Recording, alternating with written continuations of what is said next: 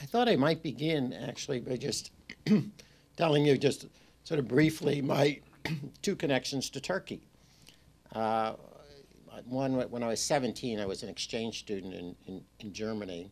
And then after that time, I spent 3 months, actually 99 days, traveling all over Europe on some rail passes. I'm still amazed that I convinced my parents to allow me to do this. I ended up very cleverly playing off one against the other, but I'll spare you that story. And so I was spending 99 days and traveling all over Europe. And we get to Bulgaria, and our next destination is Turkey. And we're on the beach in Varna, which was then referred to as the Socialist Riviera.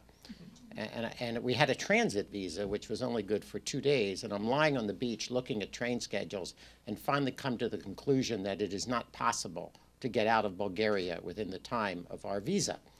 And so I immediately pack up and look, and it was very complicated. It involved a bus and a boat and 2 taxis to get to the border.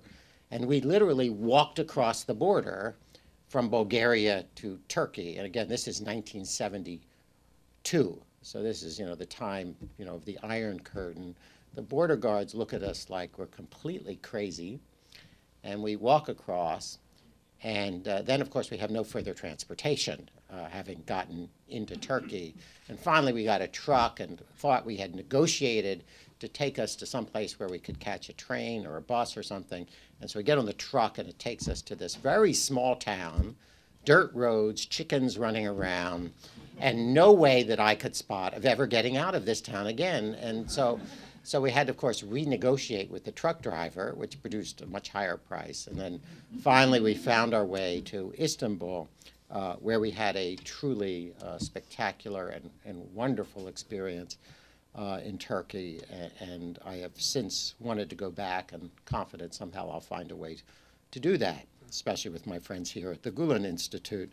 And the second story, when I got into Harvard College, where I went undergraduate, and they sent a form. They said, what would you like as roommates? And so I said, I would like a foreign roommate. I've always had this long interest in things international, and somebody who didn't smoke. Harvard, being Harvard, thought 1 out of 2 was good enough. And so I had a wonderful Turkish roommate who chain-smoked Turkish cigarettes. But that also was a wonderful experience, and those are sort of my 2 primary connections with Turkey, although, of course, at Rice I have at least 1 colleague from Turkey. We have a number of students from Turkey. As you probably, Turkey ranks number 8 in sending students to the United States, which I think, given the size, Turkey, both nationally and at Rice, actually, it ranks number 8 in both places, which I think, given the size of Turkey, reflects its strong interest in having a good number of its students educated abroad, which I think is very important and very, very valuable. Today, I just want to talk fairly briefly, and I hope fairly informally, because I would like to take some questions, and I know that I have been preceded here by 2 of my fellow university leaders in Houston, Dr. Kator and Dr. Ivany, for whom I have great respect. So I want to maybe add another perspective to that, which I think is more true of Rice than other institutions, which is this very internationalist perspective, and we are becoming more international. But some of this goes back to really understanding a little bit about the nature and mission of a university, which I think is really quite distinctive in many ways. And of course, we have most of the universities in the United States are either state institutions like the University of Houston or private not-for-profit institutions like Rice or St. Thomas. St. Thomas, of course, is religiously affiliated. Rice is not religiously affiliated, has never been religiously affiliated. That's actually fairly unusual. Most of the private universities you know of and identify as non-religious actually at one time had a religious affiliation. University like Columbia, from which I came, or even Harvard, had at one time some form of religious affiliation. Rice, being younger, has never had a religious affiliation, although that does not mean, of course, that we don't want to support the religious diversity of our population, which is an important part of that diversity.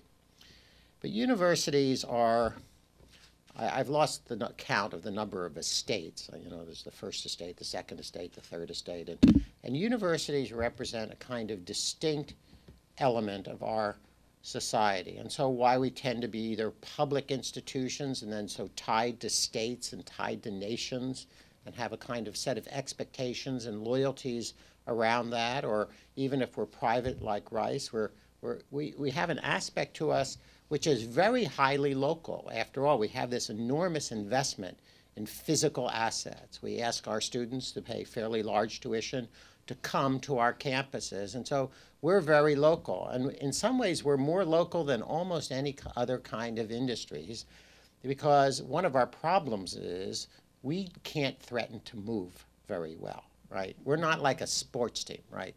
That's a great world, right? Somebody builds you a stadium, you have it for a while, you decide the stadium isn't good enough. What do? You threaten to move, right? Universities aren't very good at doing that. And so, for example, we have to maintain especially good relationships with our neighbors. We work very hard.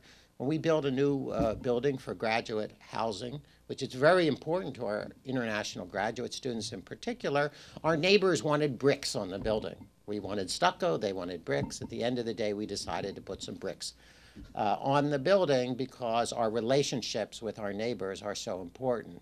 That's really quite different than you find in a lot of private enterprise, where private enterprise can always say, you know what, we're going to just move our location somewhere else. Universities don't do that. We have a $1 billion investment in our campus. We have a particular affinity for our community, a special relationship for that community. We're not going anywhere.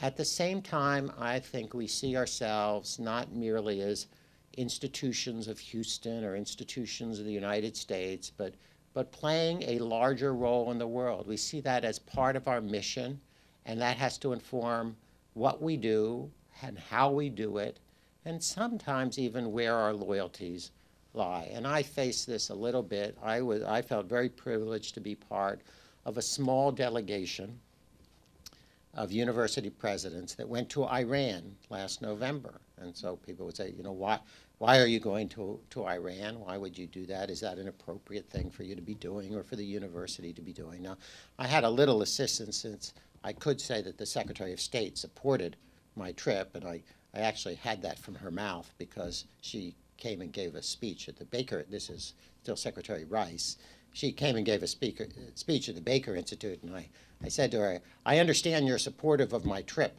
And she said, absolutely. So I knew she was supportive. But, you know, to some extent, even if she hadn't been so supportive, in my view, it would have been an appropriate thing to do. Universities have long played a special role, I think, in bringing people together from across the world, and often people from whose governments were hostile to each other. And through that role, often they have actually laid the groundwork for understanding. And so when the countries were ready to pursue